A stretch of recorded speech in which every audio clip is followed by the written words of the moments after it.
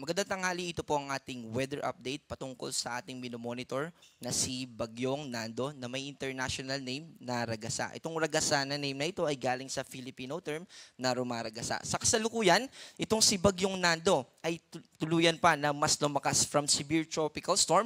Ngayon ay typhoon category na siya nung 8 a.m. kanina umaga. At ito ay nasa 775 kilometers east ng Central Luzon. Ito ay may taglay na lakas ng hangin malapit sa mata o sentro ng bagyo na umaabot ng 120 kilometers per hour at pagbugso o bigla ang paglakas ng hangin sa paligid nito na umaabot ng 150 kilometers per hour. Generally, gumagalaw ito pa northwest papunta dito sa extreme northern Luzon sa bilis na 10 kilometers per hour. Sa mga susunod na araw, nakikita din natin at oras yung posibilidad nito na maging isa ng super typhoon. At pag nangyari po yun, ay magtataas tayo ng up to signal number 5. Yun po yung pinakamataas natin na kategory at signal in terms of winds. Samantala, kasabay nitong paglapit nitong si Bagyong Nando ay yung epekto ng habagat or yung southwest monsoon. At habang lumalapit siya, dahil counterclockwise itong pag-ikot nitong si Bagyong Nando, ganun po talaga yung ikot ng mga bagyo, ay na-enhance niya o nahihila niya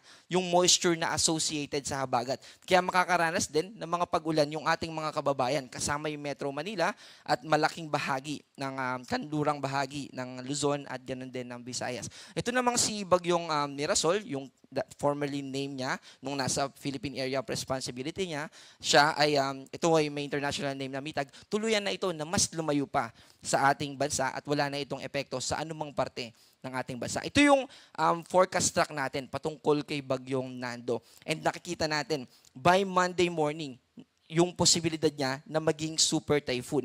At ito po ay bago siya lumapit. By Monday afternoon or evening, ay ito yung time na kung saan pinakamalapit ito sa kalupaan natin sa ating bansa. Specifically, dito sa extreme northern Luzon. Kaya ngayon pa lang gusto natin ipaalala sa mga kababayan natin sa Batanes, ganun din sa northern Luzon na paghandaan natin ito. Itong kulay pula, ito yung area na kung saan merong lakas ng hangin na at least 89 kilometers per hour. At yung dilaw naman, ito yung may lakas ng hangin na at least 39 kilometers per hour. So dito rin po, ito rin yung ginagamit natin habang papalapit siya, basyan natin sa mga mag-extend ng wind signal numbers. Sa kasalukuyan ay wala pa rin tayo nakataas sa signal number 1 pero mamayang hapon ay tataas natin sa signal number 1 yung Cagayan Valley region, yung extreme northern Luzon, kasama na din yung northern part ng probinsya ng Aurora. Again, yung pinakamataas natin na signal number ay number 5. Ito po ay by Monday habang nasa vicinity ito ng extreme northern Luzon. At ayun po yung patungkol sa hangin. Patungkol naman sa ulan, meron tayong nakataas na weather advisory or yung heavy rainfall outlook. Ito yung within the next 24 hours, gaano kadami yung mga pag-ulan na ating mararanasan. Ito ay simula nito ay bukas ng tanghali hanggang Monday ng tanghali. So 24 hours, posible na makaranas yung mga kababayan natin dito sa Ilocos Norte, Apayao at Cagayan, kasama yung Batanes, ng 100 to 200 millimeters. Ibig sabihin, within those provinces, posible yung yung mga multiple na mga pagbaha. And also, yung mga landslide, lalo na sa mga nakatira sa mga bulubunduking lugar. And 50 to 100 naman dito sa Ilocos Sur, Abra, and Isabela. Yung associated naman na impact niyan ay yung mga flash floods or yung mga localized floodings, lalo na sa mga nakatira sa mga bahaing lugar o sa mga low-lying areas at nakatira sa mga malapit sa katubigan, halimbawa malapit sa ilog or mga ilog o dagat. So dito naman, so ito po yung may kinalaman kay Bagyong Nando. Dito naman sa may kinalaman sa habagat ay nakataas sa orange. Ibig sabihin 100 to 200 dito sa Occidental Mindoro at 50 to 100 naman dito sa Palawan, Antique and Romblon. Again, ito po ay simula po ito bukas ng tanghali hanggang Monday ng tanghali. And then para naman sa Monday ng tanghali hanggang Tuesday ng tanghali, umaabot na ng more than 200 millimeters yung mga pagulan dito sa Batanes, Ilocos Norte, Apayao, and probinsya ng Cagayan. Ibig sabihin naman ito ay posible na yung widespread na mga pagbaha, malawakan na mga pagbaha. And also, associated din dito yung mga landslide, lalo na, again, sa mga nakatira sa mga mountainous areas. And 100 to 200 naman dito sa Ilocos Sur and Abra, ganun din sa Occidental Mindoro, and 50 to 100 naman dito sa mga probinsya ng La Union, Benguet, Ifugao, Mountain Province, Kalinga, Isabela, Zambales, Bataan, Cavite, Batangas, Antique, Palawan, at Romblon. So ito naman yung associated sa mga pag-ulan. At bukod dun sa mga binanggit natin kanina na itataas natin sa signal number 1, yung ine-explain natin na paghila ng hangin and then yung moisture ng bagyong Nando sa hanging habagat, makakaranas pa rin ng mga pagbugso ng hangin. Ibig sabihin, up to 88 kilometers per hour. Yung pagbugso po, yan po yung mga biglaang paglakas ng hangin. Today, mararanasan natin yan dito sa Bicol Region, Eastern Visayas, and Caraga. Pero sa Sunday at sa Monday, ay malaking bahagi pa rin ng Luzon yung makakaranas ng mga biglaang paglakas ng hangin na yan. Kasama din yung western part ng Mindanao and northern part ng Mindanao. And then yung buong Visayas ay makakaranas din ng mga biglaang pagbugso ng hangin. Also, kahit na wala pa tayong nakataas na gale warning sa kasalukuyan, by the way, mamayang hapon sa issuance natin ay malaki na yung posibilidad na magtaas tayo ng gale warning.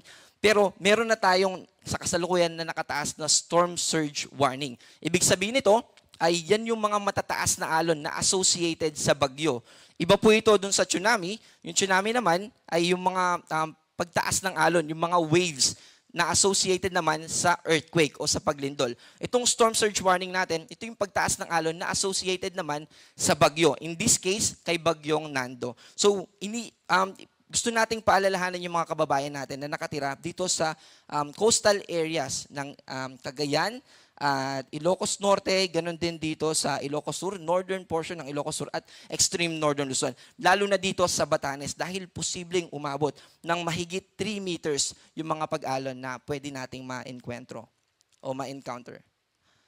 Also, gusto po natin paalalahanan yung ating mga kababayan habang wala pa yung epekto nitong si Bagyong Nando.